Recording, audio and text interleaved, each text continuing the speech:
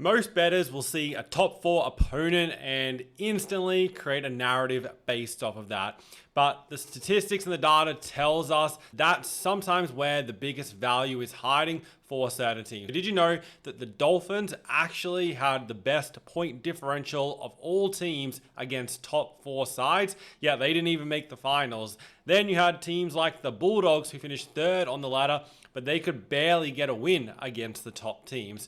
In this video, as we continue our series previewing for the 2026 season, I've gone down and broken the splits for every team last year when they played top 8, top 4 and bottom 9 teams, so you can see who stepped up against tougher opponents and those teams that were the flat track bullies, and that's where they picked up their win. We'll start this by looking at teams' performances against top 8 sides. The best team with the win percentage was the Canberra Raiders. They won 7 of 8 games, and everything we're looking at here is during the regular season. They finished with a 38-point differential. It wasn't quite the best. The Melbourne Storm had the over best point differential. 5 teams finished the season with a positive point differential. So as you can see, the majority of sides, 12 of the 17, had negative point differentials. Like the Bulldogs and the Roosters, they were close. They had -2 and -3. So they were right on the threshold. The Dolphins, they had a 6-point positive differential. So there was a few on the threshold, but overall only 5 managed a positive record. They were the Raiders, Storm, Broncos, Panthers, and the Dolphins. Only 4 teams, which you can see at the top of the table here, had better than a 50% win rate. And they were all the ones with the best overall points differential. So it's obviously very hard for a lot of teams to have a winning record in this situation against the better opponents. 6 teams down the bottom had a -120 or worse points difference, so they really struggled. The Knights, they only won 1 of their 12 games against top 8 opponents. That one win was against the Penrith Panthers in round 12 during the Origin period when the Panthers were severely undermanned. The Sharks, they had the worst record of all finals teams against fellow top 8 opponents. They were able to pick up 2 wins on top of their 3 regular season wins during the final series.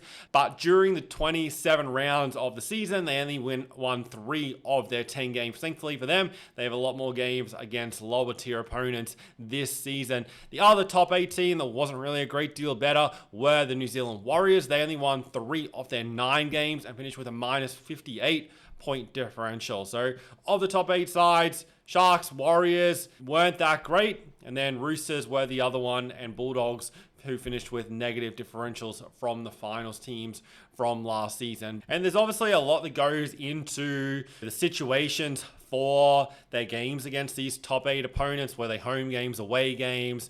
Were they off limited rest or longer rest? And that's all stuff that you can go a lot deeper with this stuff here. But for right now, I just want to give you the overall numbers as the key baseline.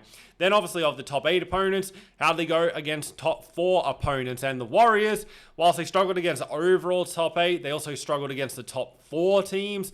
They finished 6th on the ladder, so 4 of the 5 that were above them outside the Sharks. The Warriors, they only won 1 of those 6 matches that they had and finished with a -86 point differential. They were the worst of the finals teams against top 4 opponents. The Sharks also had a negative record, but they managed to win 2 of their 6 games against top 8 opponents. Both the Newcastle Knights and Gold Coast Titans, probably no surprise, they finished last and second last on the ladder. They were winless against top 4 teams. Combined, they had 12 matches against them. The Knights finished with a -102 differential, and the Titans finished with a -116 differential. 8 teams only won 1 or less games. So we've got the Knights and Titans on 0, but we also have the Cowboys, Rabbitohs, Eels, Tigers, Warriors, and Bulldogs all with 1 win. Now you'll notice when you look at this top 4 table, some teams had 6 or 7 games against top 4 opponents. Other teams only had 3 or 4, like the Raiders, who finished first on the ladder. They only had 3 games against top 4 opponents. Because they went into the season with low expectations, you generally get an easier draw for the most part.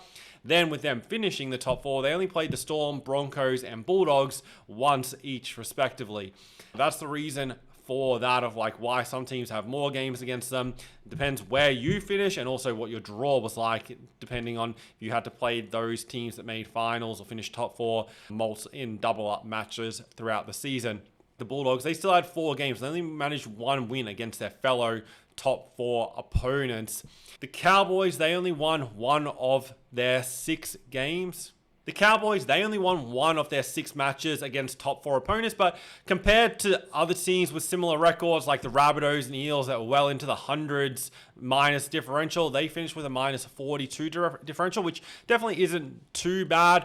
The Dragons, Dolphins, and Seagulls, all these teams won 3 games against top 4 opponents, so they had a 50% win rate. They all had a 3-win, 3-loss record, yet all 3 of them missed finals, so they were some teams that actually stepped up and played well against these tougher opponents that finished in the top 4 on the ladder. The Dolphins, against top 4 opponents, they had the best points differential of all teams with plus 64, and nobody really else came close to that. The Roosters and Broncos were tied with the next best points difference at plus 14, and then the Storm there with 8. And then the Dragons, they had a plus 2 point differential. So not only did they win 3 of the 6 games, they also had a plus 2 differential, which is significantly better than the minus 64 they had overall against top 8 teams. And it's also a lot better because they had one of the worst against bottom 9 teams, which you're going to get into in a second. So here, looking at when they play teams that finished 9th on the ladder, right down to 17th. The Sharks, whilst they struggled against top 4 and top 8 opponents to a degree, they had the best record and best points difference against 9th and below sides. They won 12 of the 14 games and finished with a plus 183 points difference. They were followed by the Bulldogs, who also had a really good record, winning 11 of 13 games. They had a plus 122 differential. The other team that also had a very high points difference was the Melbourne Storm, plus 173, so just 10 below the Sharks in that category. Now, as you'd expect, most teams won at least 50% of games against lower tier opponents. The main exception was the Gold Coast Titans. They only won 33%, so they won 4 of their 12 matches, finished with a minus 59 differential. And then the Knights, they had by far the worst points difference at minus 114. The Tigers had a losing record, but still had The Tigers were another team that had a losing record. They went 6-7, but still finished with a positive points difference at plus 11. And then we get to the Dragons. They went 4-7 against teams ranked 9th or below with a minus 68 points difference. That was the second worst of all teams in this category. And now, considering they had a 50% win rate against top 4 and then a 36% win rate against teams who missed finals, you can really see like depending on the opposition, depending on how they play. When they play better opposition, they play better, and the worse the opposition, the worse they played.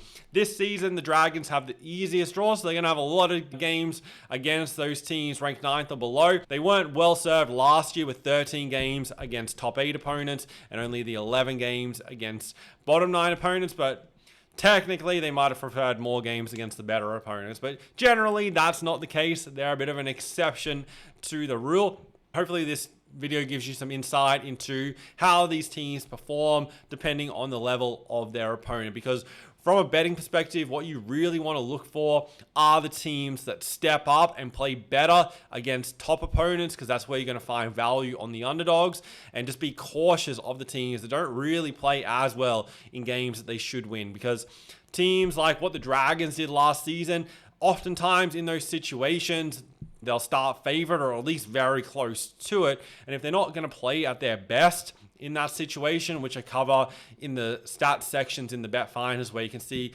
how teams go statistically, what their averages are in attack and defense, not just their points, but how many meters they gain, their meters per point, missed tackles, line breaks, all those different stats for the NRL. Looking at those, depending on the opponent, can give you a really good insight. So it allows you to be cautious of backing teams when they're a favorite, when they probably shouldn't be, and then find value in other teams when they play at a lot better level, when they have a tougher opponent coming up. What we've been looking at in this video straight from the 2026 NRL betting guide is just the tip of the iceberg of what's in there. If you're serious about betting on the NRL and you want to make sure you're making the best decisions, get the NRL guide to allow you to have a very strong base of knowledge about how all these teams play, when they play the best, when they play the worst, so that you're always making the best betting decisions going forward. Thanks guys for watching. Make sure you're subscribed to the channel so you don't miss any of the future videos for betting on the NRL. There'll also be previews, try scores, everything you need for the season coming up.